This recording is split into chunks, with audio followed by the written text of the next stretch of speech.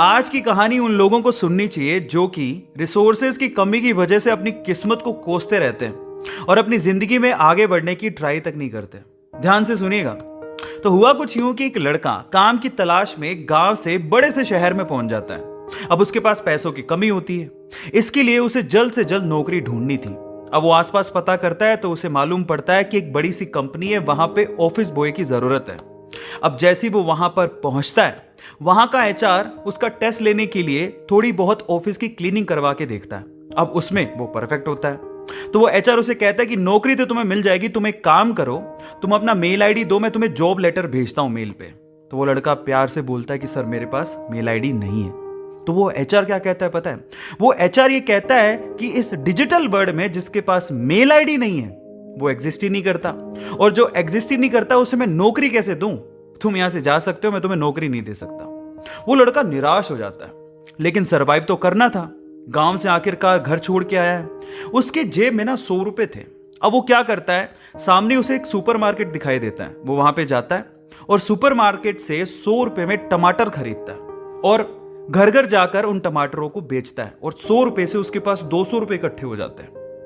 अब वो बैठ के सोचता है कि यहां पर शहर में जो लोग हैं ना, वो इतने व्यस्त हैं कि वो सुपरमार्केट जाके शायद टमाटर भी नहीं खरीद सकते या रोजमर्रा की चीजें नहीं खरीद सकते। अब उसने ये सोच लिया और ये समझ लिया कि यहां पर पैसा कमाना आसान है, तो वो डेली ये काम करता, जाता सुपरमार्केट, सामान खरीदता, घर घर जाके बेचता। धीरे धीरे करके उसने 1-2 लड़के भी रख लिए। ऐसे करके बिजनेस बढ़ते चले गया और फिर उसने अपना एक ट्रक भी खरीद लिया। फिर वो आसपास के गांव से सब्जियां लेके आता और वहां पर बेचता। ऐसे करके वो बंदा 1-2 साल के अंदर ही मिलियनेयर बन गया। अब एक बार क्या हुआ कि कोई पॉलिसी बेचने वाला जो फैमिली पॉलिसी बेचता था, वो उसके घर आया और सारा पॉलिसी का फॉर्म भरवा के उससे कहता है कि सर आप अपना मेल आईडी दीजिए, मैं आपकी पॉलिसी को कंफर्म कराता हूं कंपनी से। तो वो बंदा फिर से कहता है कि मेरे पास मेल आईडी तो नहीं है।